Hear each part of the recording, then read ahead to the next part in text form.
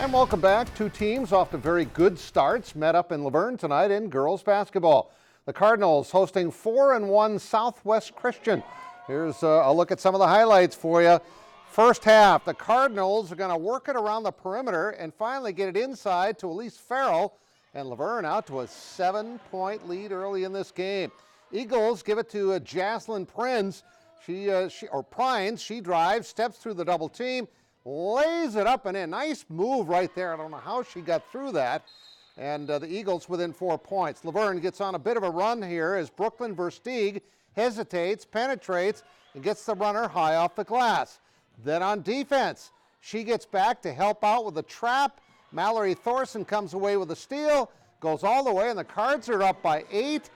But Southwest Christian would rally behind Riley Fye. Watch her stop and pop high off the window, and they come all the way back to win. High-scoring game, 82-72.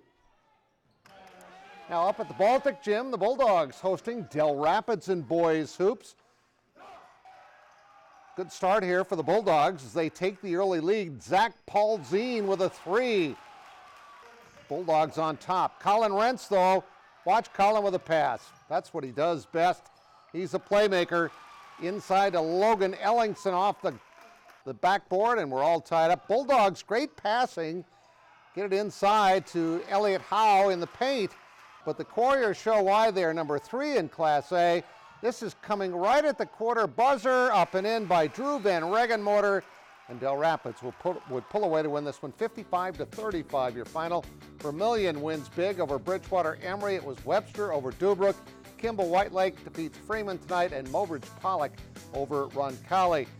There's your girls' score again. The Eagles now 5-1 with that victory. Tri-State beats Great Plains Lutheran. Aberdeen Christian and Castlewood both win, along with Irene Wakanda and DeSmet. Also Dubrook over Webster, and in hockey, Marshall blanking Worthington 6-0. Now Augustana's Jake LACINA is the nation's best center in Division II. Today he was named the Remington Trophy Award winner, given to the top center in each division of football. LACINA started all 45 games of his career at center and helped the Vikings, of course, reach the playoffs this year as a senior. He was named a team captain for his senior campaign. LACINA has been named first team All-NSIC South Division and first team All-America by the AFCA so far this postseason. He is the first ever Viking student athlete to earn this award. His dad, Corbin, who I almost called him that earlier in the story, played at Augustana before an 11-year career with the Buffalo Bills and Minnesota Vikings. Well, Viborg Hurley is off to an impressive run of state and success and state championships.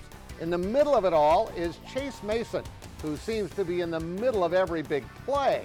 Zach Borg has more on our Carl's TV and Appliance Athlete of the Week. Pick a season.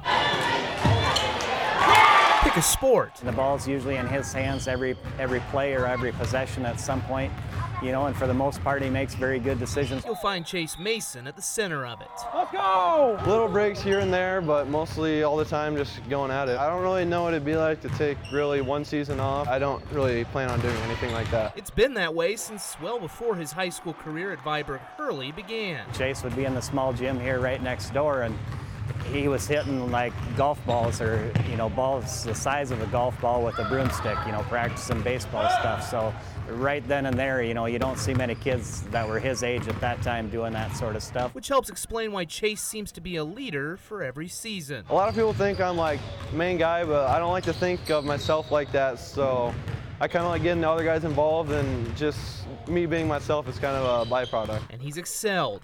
Though his first love is baseball, Mason averaged 13 points a game last winter to help lead the Cougars to a 4th-place finish at state. In the spring, he won the triple jump title as part of the Cougars state championship track team. And in football, he passed for more than 2,200 yards and 35 touchdowns, while running for more than 1,120 scores to help lead Viborg Hurley to a perfect season and 9 AA title. He's a once-in-a-lifetime opportunity for a coach. He said, Coach, these aren't my awards. This is all of their awards, because I wouldn't be standing up here if it wasn't for them. That's the type of kid that he is. It leaves the junior with quite a college decision to make in the next year. Kind of after football season really put in perspective how any 4 of the sports could really be an option for me. Till then, Mason will be busy trying to add to the Viborg-Hurley trophy case.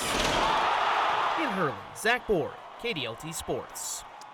He can get up, can he? Now, just like the women's basketball team after missing out on the NCAA tournament a couple of years ago, the Coyotes volleyball team is on the verge of doing something really special. Actually, they already have.